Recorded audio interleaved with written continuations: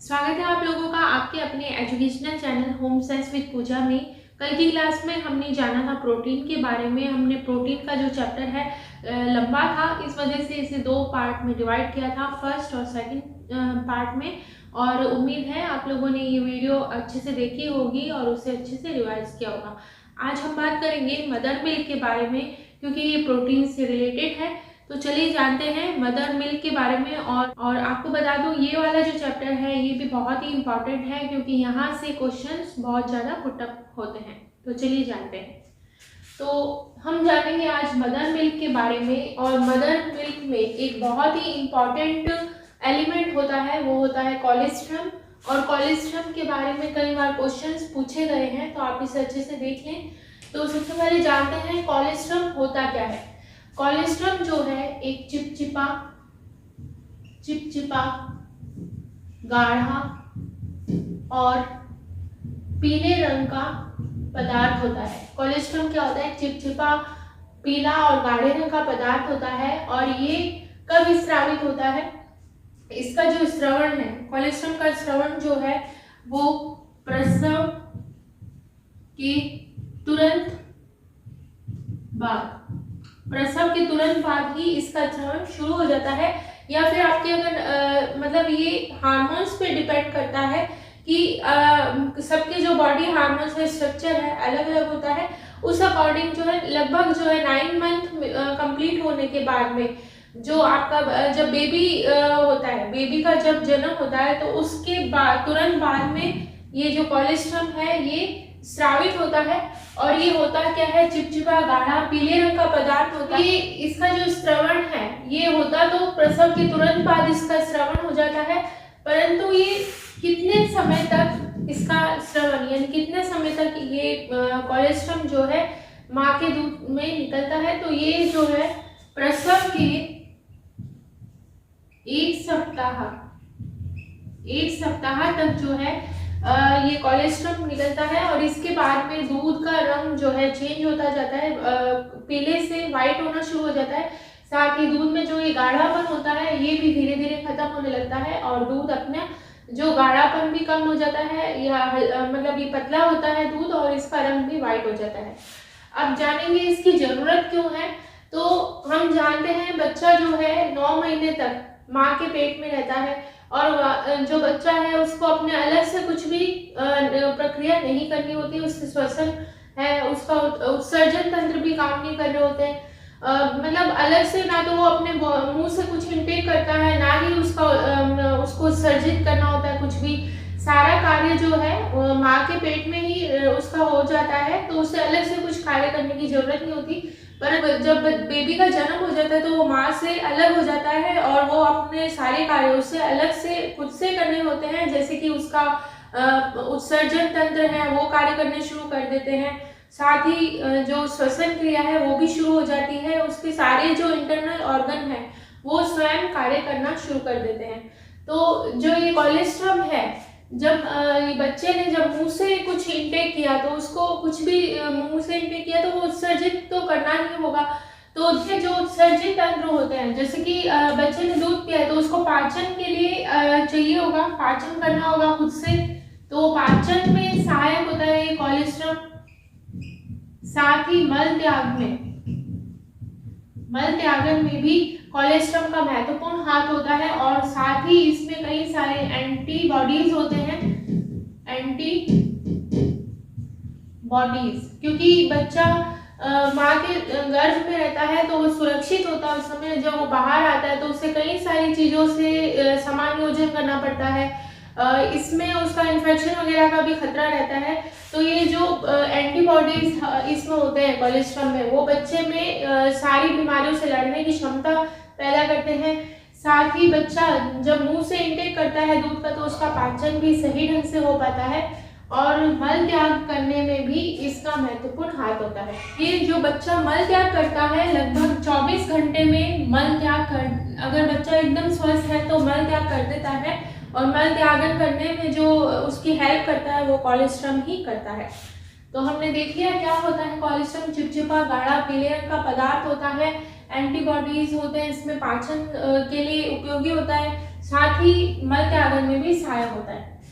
इसके बाद में प्रसव के तुरंत बाद इसका स्रवण हो जाता है और लगभग 1 सप्ताह तक इसका स्रवण होता है। नेक्स्ट है दुग्ध उत्पादन हार्मोन कौन सा होता है? तो माँ के अंदर जब दुग्ध उत्पादन होता है तो उसके लिए कौन सा हार्मोन जिम्मेदार होता है? उसके लिए आपका ऑक्सीटोसिन हार्मोन जो है जिम्मेदार होता है। और ये एग्जाम में कई बार क्वेश्चन पूछा भी गया है, तो आप इसे अच्छे से देख लें। दुग्ध उत्पादन के लिए कौन सा हार्मोन? माँ के दूध में ही नहीं बल्कि जितने भी दुधारू जानवर हैं, चाहे गाय ले लीजिए, भैंस बकरी है, कोई भी, उनमें ऑक्सीटोसिन हार्मोन के द्वारा ही दुग्ध का उत्पादन होता है। और आपने देखा भी होगा जो दुधारू जानवर जैसे गाय वगैरह होते हैं उनमें दूध को बढ़ाने के लिए ऑक्सीटोसिन का इंजेक्शन भी लगवाया जाता है। नेक्स्ट आपका कोलेस्ट्रॉल में पोषक तत्व कौन कौन से होते हैं? किन कारणों से ये इतना उपयोगी होता है कि बच्चे को लेना जरूरी है और बच्चे की कई सारी बीमारियों से रक्षा करता है ये, तो देख लेते हैं इसमें क्या क्या चीजें होती हैं। जो कोलेस्ट्रॉल है इसमें विटामिन ए और विटामिन ई अच्छी मात्रा में, बेस्ट यानी अच्छी मात्रा में होता है। साथ ही कोलेस्ट्रॉल के अंदर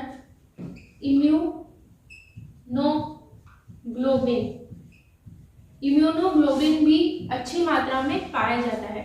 ये दोनों चीजें इसमें अच्छी मात्रा में पाई जाती है। और दूध के अंदर क्या चीज नहीं होती है? दूध में आयरन और आपके विटामिन सी, आयरन और विटामिन सी जो है ये दोनों चीजें इस दूध के अंदर नहीं पाई जाती। मनुष्य दूध में नहीं बल्कि सभी जितने भी दुधारू जानवर हैं उनमें आयरन और विटामिन सी की कमी होती है। तो आप ये सोचेंगे कि बच्चा तो 6 मंथ तक दूध ही पीता है, तो क्या उसमें आयरन की और विटामिन सी की कमी हो जाएगी? नहीं, बिल्कुल नहीं होगी, क्योंकि बच्चा जब माँ के गर्भ में होता है उसी समय उसके आयरन और विटामिन सी की जो मात्रा है वो पूरी कर दी जाती है।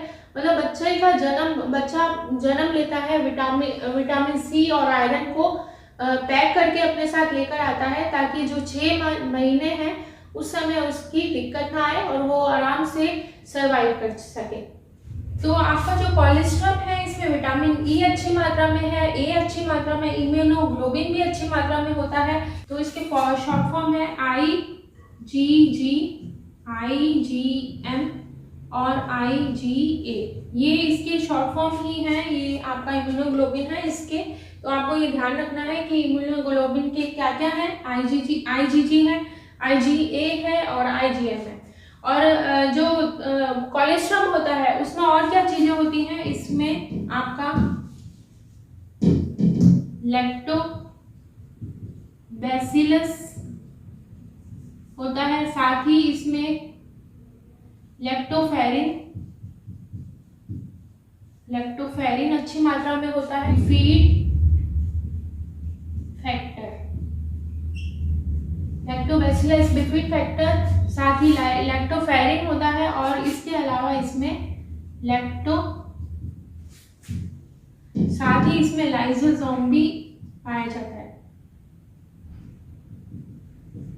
तो ये सारी चीजें जो है आपके कोलेस्ट्रॉल में पाई जाती है। कौन कौन सी? विटामिन ई, इम्यूनोग्लोबिन जिसकी शॉर्ट फॉर्म IgG, IgM और IgA है। और इसके अलावा इसमें क्या क्या पाया जाता है? लैक्टोबैसिलस बिफिड फैक्टर है, आपका लैक्टोफेरिन है और इसके अलावा आपका लाइसोसोम जो है अच्छी मात्रा में पाया जाता है।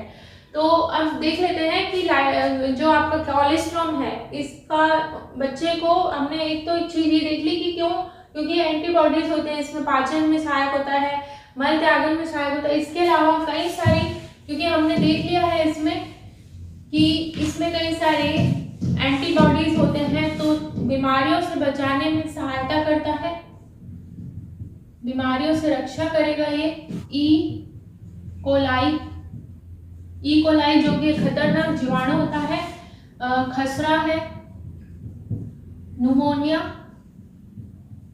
इन सब से भी बच्चे की यानी शिशु की ये कोलेस्ट्रॉल रक्षा करता है। तो अब हम वो जो दूध जो है हमने देखा कोलेस्ट्रॉल है एक तो बच्चे के, और एक आपका 1 हफ्ते बाद उसका कलर चेंज हो जाता है। तो इनमें दोनों में फर्क क्या होता है उसके बारे में जानते हैं। तो सबसे पहले तो इसका रंग जो है, दूध का रंग और कोलेस्ट्रम का रंग कैसा होता है ये देख लेते हैं। तो ये रंग जो है दूध का तो वाइट होगा आपका, वाइट, और इसका जो है येलोइश होगा। ये थोड़ा इसका जो संरचना है, संरचना कैसी होगी आपके, संरचना ये थोड़ा सा पतला होगा, दूध आपका पतला और आपका कोलेस्ट्रॉल गाढ़ा होगा। और इसका स्रवण जो है दूध का बाद में होगा, 1 वीक बाद जो है, 1 वीक बाद इसका श्रवण होगा, यानी कोलेस्ट्रॉल तब तक कोलेस्ट्रॉल का श्रवण होगा, उसके मतलब 1 हफ्ते बाद दूध का श्रवण होगा। और ये इसका श्रवण पहले होगा, जन्म के तुरंत बाद ही इसका श्रवण शुरू हो जाएगा। इसके बाद में इसमें क्या क्या चीजें पाई जाती हैं, एक इसकी क्वांटिटी भी देख लेते हैं, मात्रा कितनी होगी। तो वाइट वाला जो मिल्क है उसकी मात्रा ज़्यादा होगी, वहीं पर आपका जो कोलेस्ट्रॉल है इसकी मात्रा कम होगी।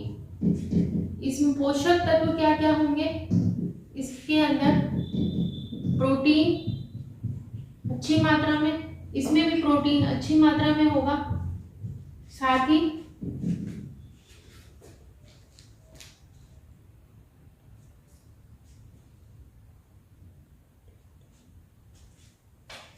इसके अंदर जो आपका दूध है इसमें माइक्रोन्यूट्रिएंट होंगे, माइक्रोन्यूट्रिएंट, और इसमें जो आपके इम्यूनोग्लोबिन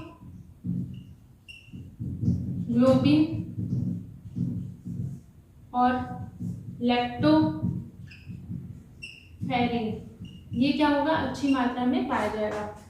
इसका जो टेस्ट है, टेस्ट कैसा होगा, टेस्ट दूध का टेस्ट मीठा होगा, वहीं पर इसका थोड़ा कम मीठा होगा, कम मीठा मतलब मीठा नहीं होगा ये। तो ये सारी चीजें हैं। दूध का रंग कैसा होगा, पतला, दूध का रंग जो है वाइट होगा, कोलेस्ट्रॉल का येलो होगा, आपका इसकी संरचना पतला होगा दूध, और आपका कोलेस्ट्रॉल गाढ़ा होगा। श्रवण जो है एक जन्म के तुरंत बाद जो है शुरू हो जाता है कोलेस्ट्रॉल का, वहीं पर जो दूध है इसका जो है बाद में शुरू होगा, दूध का मतलब बाद में होगा, कोलेस्ट्रॉल का पहले। इसके बाद में मात्रा जो है दूध की ज़्यादा होती है, वहीं पर कोलेस्ट्रॉल की मात्रा कम होगी।